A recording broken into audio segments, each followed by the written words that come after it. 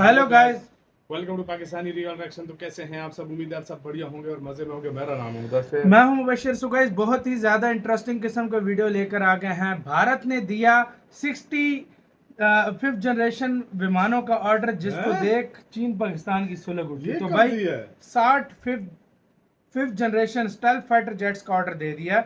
ओ भाई साहब, ये रशियन मीडिया से भी बहुत बड़ा दावा निकल के आ रहा है और भारत से भी क्या सीन हुआ है सारा देखते हैं। बाकी पता है। और भारत ने तो अमेरिका को कुछ भी नहीं ऑर्डर दिया। अब पता नहीं अमेरिका को दिया, किसको दिया, पूरा अब निकल के आया। तो जानते हैं भाई, काउंट करते हैं। 3 2 1 एंड स्टार्ट। दोस्तों, स्वागत है आपका इनसाइट नॉलेज पर। डिफेंस से जुड़ी 3 बड़ी खबरों के बारे में इस वीडियो में हम बात करेंगे और ये तीनों खबरें रूस से जुड़ी हुई है, जिसमें हमारी पहली खबर रशियन मीडिया की तरफ से सामने आई है और उन्होंने पिछले साल रूसी सेना में शामिल हुए Su-34 फाइटर जेट को रूस भारत को देने के लिए तैयार है, ये दावे किए हैं। इतना ही नहीं, लगातार भारत की निर्भरता रूसी हथियारों पर कम होती हुई देखकर रूस ने अपने सभी एडवांस हथियारों को भारत को ऑफर किया। साथ ही रशियन मीडिया की तरफ से दावा किया गया है कि जो तकनीक वेस्टर्न देश भारत को नहीं दे सकते वह रूस देने के लिए तैयार है। इन दोनों खबरों के बारे में आगे डिटेल में बात करेंगे। इसके अलावा भारतीय एयरफोर्स ने 5th जनरेशन फाइटर जेट को लेकर अपनी मंजूरी दे दी है और भारत सरकार को 3 स्क्वाड्रन खरीदने की सलाह दी है। इन तीनों खबरों के बारे में इस वीडियो में डिटेल में बात करेंगे, इसीलिए वीडियो को अंत तक जरूर देखिएगा। साथ ही अगर आपको डिफेंस से जुड़े ऐसे टॉपिक में इंटरेस्ट है तो नीचे दिए गए सब्सक्राइब बटन को प्रेस कर बेल आइकन को दबा ले, जिससे हमारी डेली ऐसी वीडियो आप तक सबसे पहले पहुंच सके। तो चलिए शुरू करते हैं इस वीडियो को।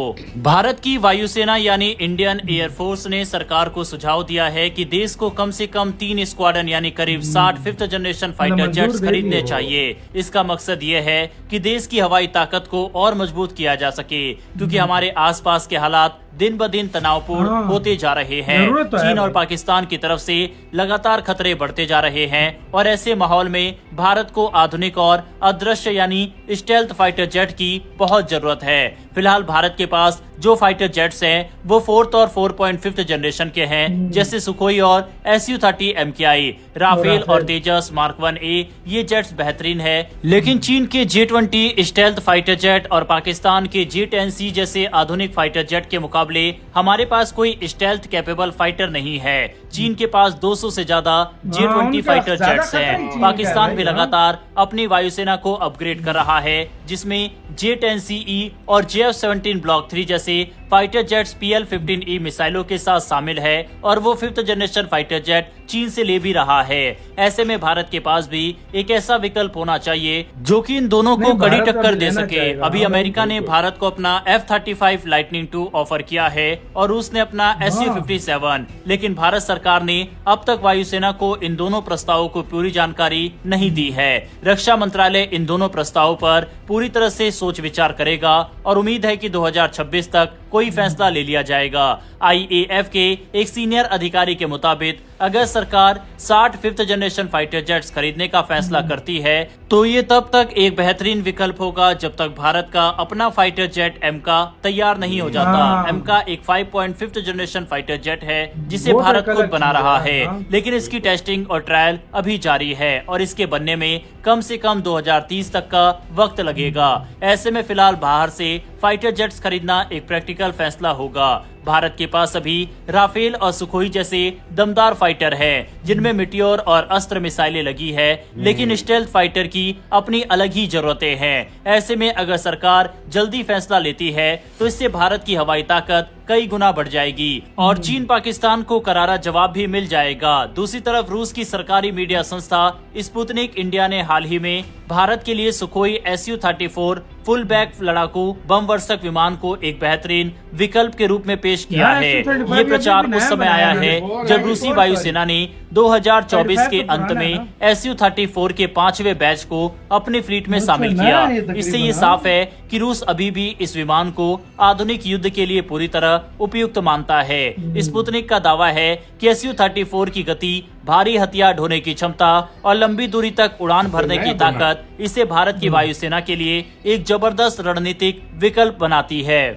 Su-34 की सबसे खास बात इसका साइड बाय साइड कॉकपिट है, जो आज के समय के लड़ाकू विमान में बहुत कम देखने को मिलता है। इसमें 2 पायलट एक साथ बराबरी में बैठते हैं, जिससे लंबी दूरी के मिशन के दौरान उन्हें थोड़ी बहुत जगह मिलती है हिलने डुलने या शरीर को आराम देने के लिए। भारत जैसे देश जहां कई बार वायुसेना को लंबे समय तक सीमाओं पर निगरानी या स्ट्राइक मिशन करने होते हैं, तो उसके वहां लिए ये perfect डिजाइन है। काफी फायदेमंद साबित हो सकता है।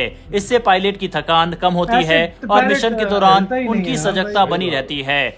Su-34 असल में प्रसिद्ध Su-27 फाइटर जेट पर आधारित है, लेकिन इसे विशेष तौर पर डीप स्ट्राइक, दुश्मन के एयर डिफेंस को खत्म करने, समुद्री ऑपरेशन और लंबी दूरी के मिशन के लिए डिजाइन किया गया है। इसमें एक साथ कई तरह के हथियार ले जाने की ताकत है, जैसे कि smart bomb, anti ship missile, air to air missile और लंबी दूरी की क्रूज मिसाइल। ये करीब 8 टन तक का हथियार ले जा सकता है। इसकी मारक क्षमता लगभग 1100 किलोमीटर तक है, यानी ये बिना बार बार हवा में ईंधन भरे भी लंबी दूरी तक हमला कर सकता है। मतलब अच्छा इसकी जेट है, अधिकतम हाँ। रफ्तार लगभग मैक 1.8 हर है, चीज का order यानी दे ये रहा फाइटर है, की चीज का फुर्ती order के दे साथ रहा बम है, वर्षक की ताकत भी दिखाता है। इसके साथ इसमें इलेक्ट्रॉनिक वारफेयर Sanction का सिस्टम problem और नहीं, पीछे काफी की चीजें दिशा में ले काम चुका करने है। वाला इंडिया खास की रडार भी है, हाँ। जो दुश्मन की घात लगाकर लेकिन होने भारत वाली अब सोच कार्रवाई रहा है। से इसे बचाता है।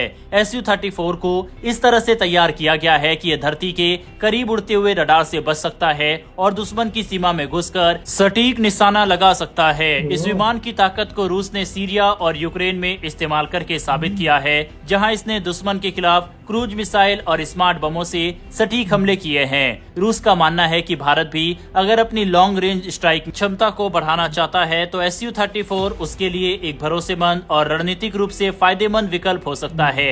भारत पहले से ही सुखोई Su-30 MKI का सबसे बड़ा ऑपरेटर है और Su-34 भी उसी परिवार से आता है। हाँ। दोनों विमानों की टेक्नोलॉजी, भारत मेंटेनेंस, जानता पुर्जे है। और ऑपरेशन में काफी समानता है।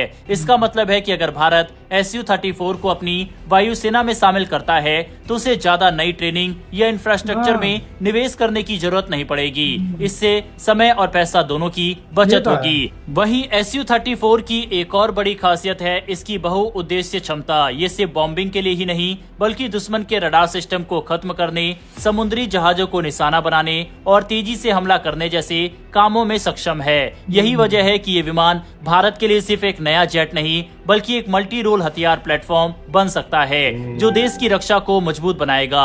पश्चिमी देशों के विकल्पों जैसे अमेरिकी F-15E, स्ट्राइक ईगल या फ्रांसीसी राफेल की तुलना में Su-34 की कीमत भी काफी कम है। मजे के साथ हो यार, वीडियो खत्म। तो भाई साहब ये थी अपडेटें। भाई अंदाजा लगाओ भाई आप, मतलब मंजूरी एक तरह से दे दी है कि हमें 60 अर्जेंटली चाहिए, और भारत मुझे नहीं लगता Su-35 ले, 34 ले, क्योंकि भारत का इस टाइम फुल फिफ्थ जनरेशन पे ध्यान है। तो भारत मुझे लगता है लेगा, अगला जो भी फाइटर जेट भारत लेगा वो 5th जनरेशन होगा। मुझे ऐसा लग रहा है ना, जो मैं सोच रहा हूँ, इंडिया F-35 और Su-57 दोनों लेगा। हो सकता है, मुझे लग रहा है F-34 अगर 60 है ना,